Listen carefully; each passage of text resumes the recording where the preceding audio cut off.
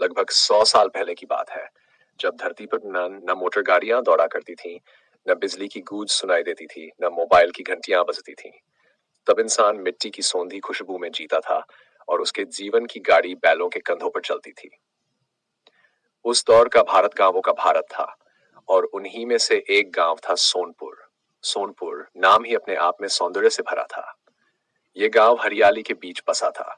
चारों ओर खेतों की लहराती बालियां, बीच में एक बहती हुई छोटी नदी और चारों तरफ आम, पीपल, नीम और बबूल के पेड़। हर घर मिट्टी का बना था, छत पर सूखी घास और दीवारों पर गोबर और मिट्टी की लिपाई की खुशबू। गांव के लोग सादगी से भरे थे। दिन में खेतों में काम करते, शाम को नदी किनारे बैठकर लोकगीत गाते और रात को चूल्हे की आंच के पास परिवार संग कहानियां सुनते। हर घर में गाय भैंसें बंधी थी। बच्चे बछड़ों के साथ खेलते और औरतें सुबह सुबह चक्की पीसती, दही मथती और मिट्टी के घरों में पानी भरती। गांव की सड़कों पर बस बैलगाड़ियां चलती, जिनकी घंटियों की मधुर आवाज सुनकर मन को अजीब सी शांति मिलती थी। गांव का मुखिया था रघुनाथ चौधरी। उम्र 50 के करीब, मगर शरीर ऐसा जैसे पहाड़ काट दे। उसकी बात गांव में नियम मानी जाती थी। उसका बेटा मोहन गांव का सबसे तेज और जिज्ञासु नौजवान था। उसे हर नई चीज जानने की चाह थी। जब भी कोई यात्री या व्यापारी दूर शहरों से आता, मोहन उनसे सवाल करता, शहरों में क्या होता है? क्या वहां सच में रेलगाड़ी नाम की चीज चलती है? क्या बिजली आंखों से दिखती है? गांव के बुजुर्ग उसकी बातों पर हंसते और कहते, अरे मोहन, जमीन पर चलने वाले आदमी को आसमान के सपने नहीं देखने चाहिए। मोहन मुस्कुराता और जवाब देता, कौन जाने एक दिन आसमान खुद हमसे मिलने उतर आए। उस रात को कोई नहीं जानता था कि उसकी ये बात कितनी सच होने वाली है। सावन का महीना था। खेतों में धान की फसल लहलहा रही थी। शाम को हल्की बारिश के बाद आसमान साफ था और चांद अपनी पूरी चमक बिखेर रहा था। बच्चे घरों की छतों पर सो रहे थे और बैलों के गले की घंटियां धीमे धीमे बज रही थीं। अचानक आधी रात को आसमान में कुछ अजीब घटा। पहले तो लगा जैसे कोई तारा टूटा हो, पर कुछ ही पलों में आसमान से एक तेज चमकदार रोशनी की मोटी किरण धरती की ओर उतरने लगी। उसका रंग सुनहरा था, मगर बीच बीच में नीली बिजली जैसी चमक उठती। पूरा आसमान उस किरण की चमक से नहा गया। गांव के लोग अपने घरों से बाहर निकल आए, कोई आंगन में, कोई छत पर। सबकी नजरें आसमान पर टिकी थीं। रघुनाथ चौधरी ने डरते हुए कहा, हे भगवान, ये कैसा चमत्कार है? किसी ने कहा, शायद कोई देवता उतर रहे हैं। तो कोई बोला, नहीं, ये तो कोई अपशगुन है। वो किरण धीरे धीरे गांव के पास वाले जंगल की तरफ जाकर रुक गई। कुछ पल तक वहां से सुनहरी चमक फैलती रही, फिर अचानक सब कुछ शांत हो गया। बस आसमान में धुआं सा लटक गया और हवा में अजीब सी गंध भर गई। गांव के लोग डर से अपने घरों में लौट आए। किसी ने हिम्मत नहीं की कि रात में वहां जाए। मोहन की आंखों में मगर जिज्ञासा थी। उसने खिड़की से देखा, जो भी था अब वो यहीं कहीं है। सुबह जब सूरज उगा तो पूरा गांव उसी घटना की चर्चा में था। चौपाल पर भीड़ जमा थी। औरतें, बच्चे, बूढ़े, सबके चेहरे पर सवाल था। तब मोहन ने कहा, मुझे तो है, हमें जाकर देखना चाहिए कि कल रात वहां क्या गिरा था। पहले तो किसी ने हामी नहीं भरी, मगर फिर कुछ नौजवान उसके साथ चल पड़े। हाथों में लाठियां, कुछ के पास लालटेन और कुछ के पास रस्सियां थीं। वे धीरे धीरे जंगल की तरफ बढ़े। जैसे ही वे उस जगह पहुंचे जहां रोशनी गिरी थी, सबकी सांसें थम गईं। वहां जमीन पर एक विशाल धातु का यान पड़ा था, गोल आकार का, चांदी जैसा चमकदार, और उसकी सतह पर अजीब निशान उकेरे हुए थे। वह इतना बड़ा था कि 3 बैलगाड़ियां उसमें समा जाए। उसके नीचे की मिट्टी काली होकर जल चुकी थी और आसपास के पेड़ आधे झुलस गए थे। रघुनाथ चौधरी हैरान होकर बोले, ऐसा तो मैंने कभी नहीं देखा। ये तो लोहे जैसा है, नन चांदी जैसा। आखिर ये चीज बनी किससे है? मोहन उस यान के पास गया और हाथ से उसे छूने ही वाला था कि अचानक धड़ाम! यान के बीचों बीच से एक गोल दरवाजा खुला और उसके अंदर से एक नीली रोशनी बाहर फैली। सब लोग चीख कर पीछे हट गए। उस रोशनी से कुछ आकृतियां बाहर निकली, 3 अजीब जीव। उनकी ऊंचाई इंसानों जैसी थी, मगर शरीर चमकीले भूरे रंग का, सिर लंबा और आंखें बड़ी बड़ी जिनमें नीली चमक थी। उनके हाथों में कोई धातु की छड़ें थीं जो रोशनी छोड़ रही थी। गांव के लोग भय से पीछे हट गए।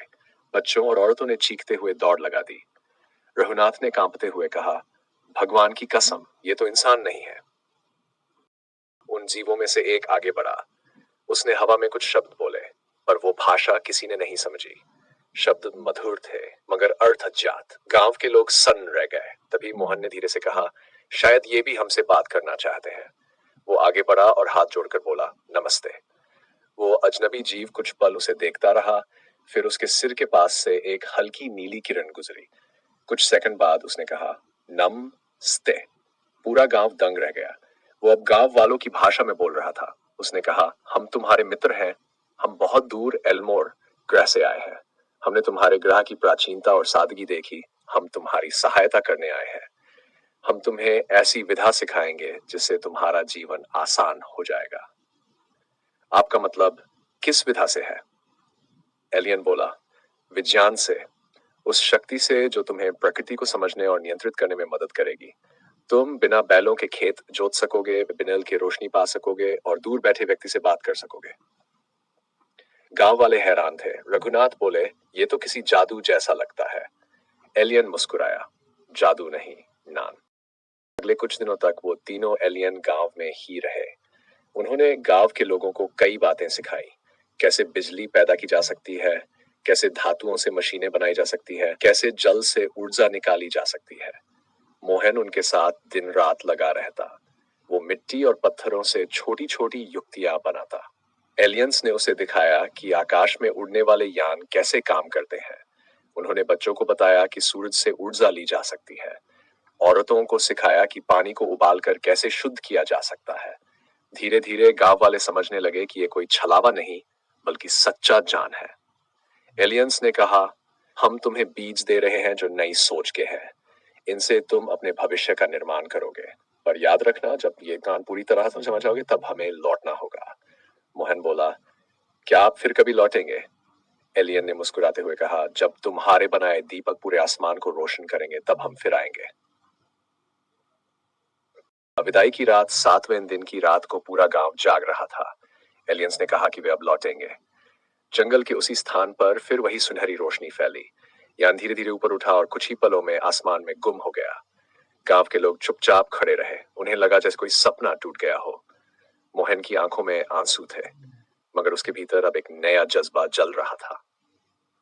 मोहन ने उन्हीं सिखाई बातों के आधार पर प्रयोग शुरू किए। बांस और धातु से उसने पहला चरखा चलाने वाली मशीन बनाई जो पैरों से नहीं, पानी की धारा से चलती थी। फिर उसने खेत जोतने के लिए लकड़ी का इंजन बनाया जिसमें बैल की जगह पहिए चलते थे। धीरे धीरे गांव ने नए नए औजार बनाए।